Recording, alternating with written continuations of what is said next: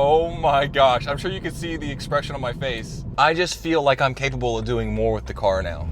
If you own an E-Series BMW, you know that the rear end is not exactly the most confidence inspiring. It has a tendency to kind of wander under power or around curves. And the main reason for that is because of the crappy rear subframe bushings. And in this video, I'm hopefully gonna be completely getting rid of that. So in this box, actually not in this box, it's empty because they're in the freezer right now chilling. But what came in this box are solid rear subframe bushings from RevShift. And I'm excited about this video because I couldn't find anybody out there on YouTube that has actually installed the RevShift all aluminum rear subframe bushings. So gonna be a little bit of a guinea pig with this one. So hopefully the plan is no removal of the rear subframe. We're gonna leave it in the car and hopefully be able to do it with standard DIY tools in my garage. So hopefully this video will be really helpful for you guys. And I'm excited to see what a difference the rear subframe bushings actually make. So the rear subframe bushings are right here. This is the left rear. Then we have the right rear over there. And then the right front. And we have the left front over here. So 4 bushings that we need to take care of today. What it looks like we're gonna be starting with is removing this brace that connects right here in the center of the chassis. To begin with, I'm removing this bolt right here, which it is an 18mm socket. So take that off on both sides. Then I'm gonna be taking out these 4 T50 bolts.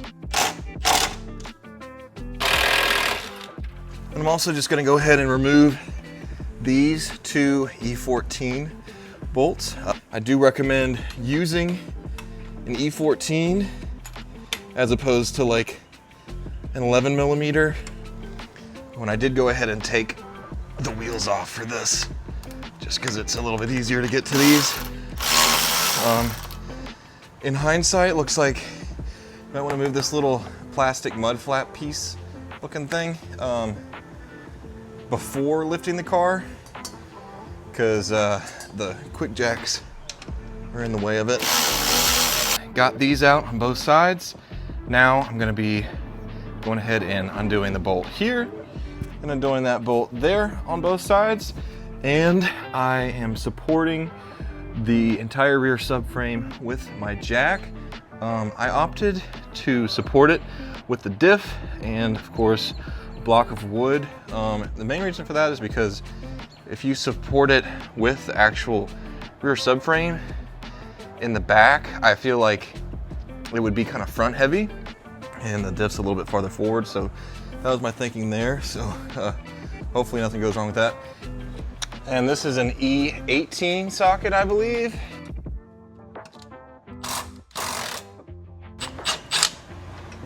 Do that on the other side. Now we got the rear.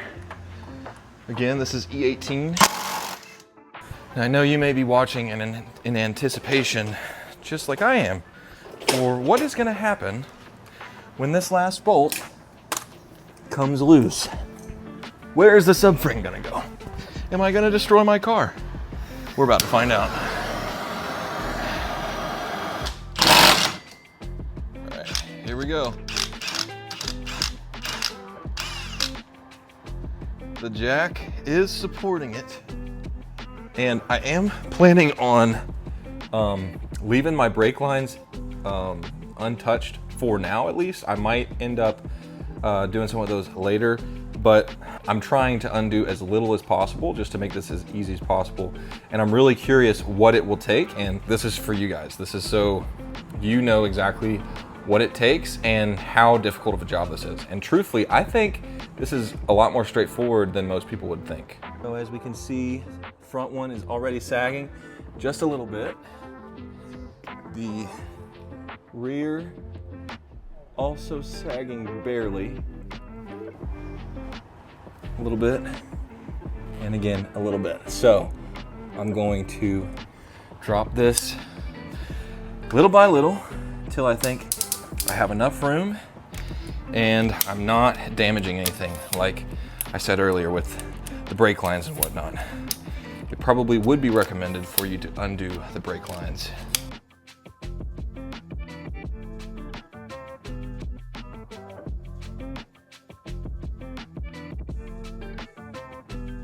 Plenty of space in the rear and in the front. That might be enough. No, not quite.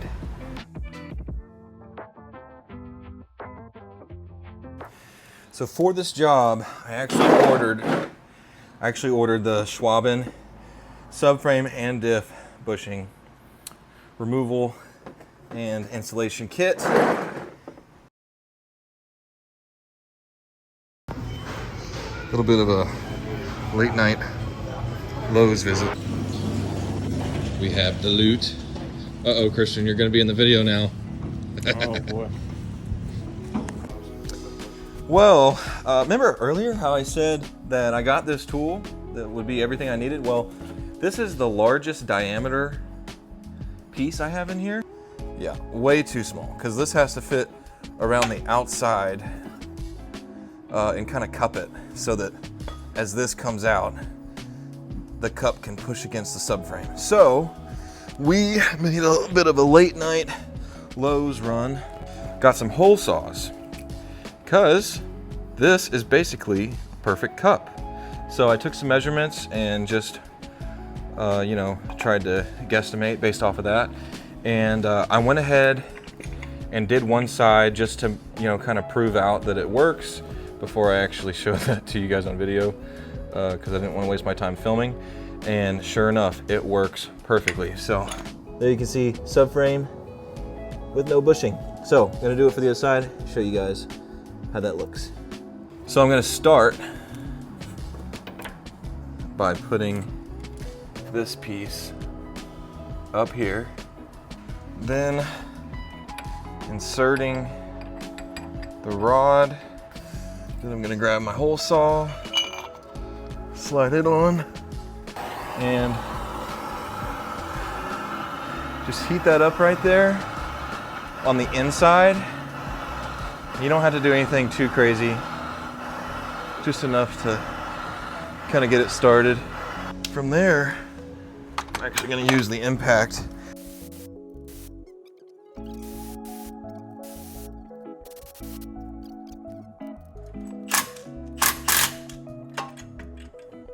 Woo! There she is. You know, really, these aren't in terrible shape.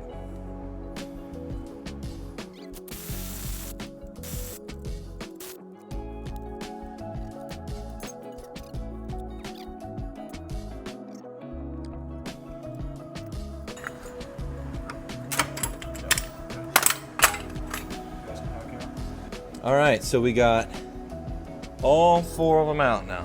All left to do now is install the solid aluminum ones.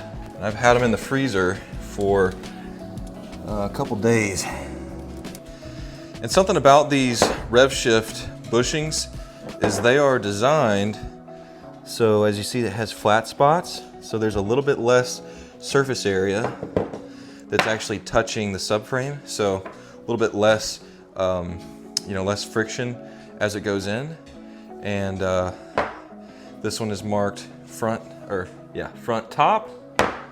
This one is marked front bottom, and you'll just sandwich them in just like that. Well, it is getting super late. It's like midnight, and we have church tomorrow morning, so we're gonna go ahead and hit the hay. But we did go ahead and get one in, and it is nice and seated. Tomorrow we'll get back out here, and I'll document the whole thing so that you can see exactly what I'm doing to get it to work. So see you tomorrow.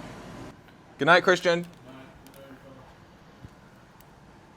All right, good morning. Day 2 of the install, which just saying, day 2, because I started this install at like 7 o'clock last night. So, you know, if you were to have a whole day, it would not take you 2 days.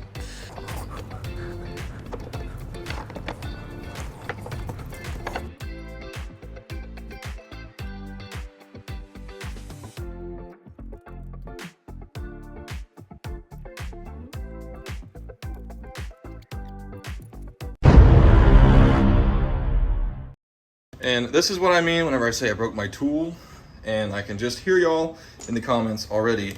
That's why they said not to use an impact. And yes, I guess the extra heat or whatever causes the threads to kind of bind up. So I guess take that into consideration when you're doing this. But guys, I don't know how on earth you could do this by hand. I mean, cranking it, there's no way. So now that I've got that threaded rod, I've got plenty of it. You know, if the same thing happens over and over again, I'll just cut another piece and then start with that. So again, I don't know, roast me. If you want to do this job and you don't want to actually buy the tool, just buy half, is that right? Yeah, 1/2 inch by 13 threaded rod from Lowe's, or an M10 if you can find it. And then a couple nuts. That would be for, you know, compressing. And then, of course, good old hole saw for your cup for pressing it out. And then, you know, some large flat washers. Just make sure that the washer you use is strong, because if you use something flimsy like this, probably won't work great. All right, so this is the rear, and as you can see, it's a little bit different shape. It doesn't have the square in the top, and on the bottom it says RT, so that is rear top. So I'm just gonna go ahead and put this in, and it's not directional, doesn't matter, but just because I'm slightly OCD, not really, but slightly OCD, I'm putting it with revshift on the front. I can already tell that one's gonna go in a lot easier.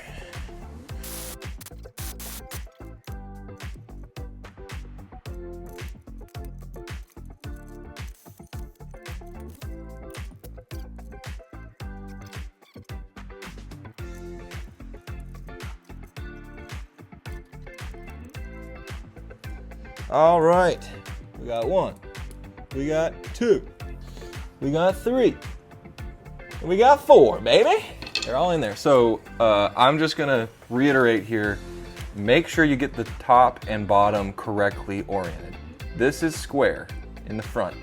The square piece goes on top. In the back, there's like a knob, and the bottom is like a recess. Recess goes on bottom. The knob goes on top. Do not get that wrong. Ask me how I know.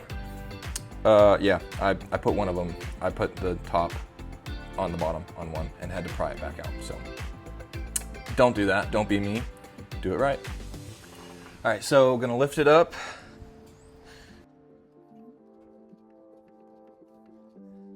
When you're holding the subframe with the jack, it's not perfectly parallel. It kind of sags forward just a tad. So what I had to do is just line up one of them and kind of push the subframe up until it was in place. And then I went ahead and matched it up. So I got one rear end, and then I got the opposite side front end. And with this one, because of this bracket, it's, you know, it's a little cumbersome to hold the bracket and try to line up the bolt with the subframe and the actual, you know, threaded hole here. So I went ahead and did away with the bracket for the time being, put the bolt up through the subframe bushing and snugged it up, and mounted, you know, I mounted all 4 of the bushings without these brackets. And then once it was in place and solid, I went ahead and jacked up on the subframe again to hold it in place even more, and then backed the front bolts off, then put the brackets in place, and then replaced the front rear subframe bolt. So next, all I gotta do is just torque all of these bolts and then install that bracket right there. And as we can see, according to this PDF here, each of the subframe bolts are 100 Newton meters or 74 foot-pounds. And these bolts right here for this bracket are 24 Newton meters or 18 foot-pounds.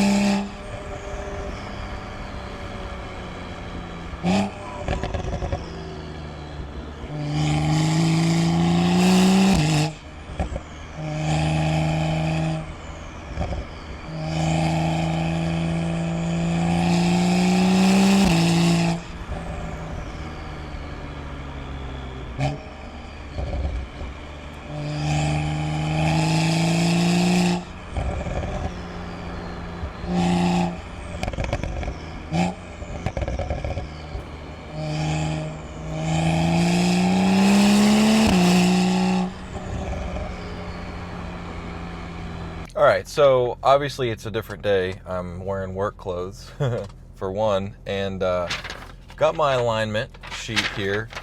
And really, I just wanted to touch on with my alignment the fact that they changed my toe 2/100ths of a degree on the left side and 1/100th of a degree on the right side in the rear. So yeah, I guess take that for what it's worth. Maybe you don't need an alignment after having your rear subframe completely uninstalled and then reinstalled back into the car. But yeah, I just wanted to give my thoughts on the bushings now that I have been driving on it all week with a fresh alignment, and kind of, you know, the newness is worn off and I'm not so hypersensitive to, one, how awesome it feels, and two, how different it feels. So for one, I will say NVH wise, all week long, it has been no change. Feels exactly the same. It feels like the exact same car as before. And you know, you can feel that whenever you're driving roads that you drive every day on your way to work. So I am pretty confident in saying that this upgrade does not impact NVH. And then as far as the cornering ability, it's really awesome. It's really a whole lot better. The rear end feels so much more solid than it used to. And now that I've driven on it for the week, I can still say it's a huge improvement over what it was. So all in all, a fantastic upgrade. So yeah, I am super stoked on it, and I cannot wait to do some testing up at the Tail of the Dragon next month, which I'm going to be at the Tail of the Dragon during the Invading the Dragon event. So if you are in the area and you want to meet up, I may be having like a little small meetup somewhere around the Tail of the Dragon on June 28th, so that's Saturday. So stay tuned for details on that. I'll probably make a post on YouTube for the details for that. But yeah, comment below if you're interested in that. But I hope this video was informative and helpful for you. Keep joyriding.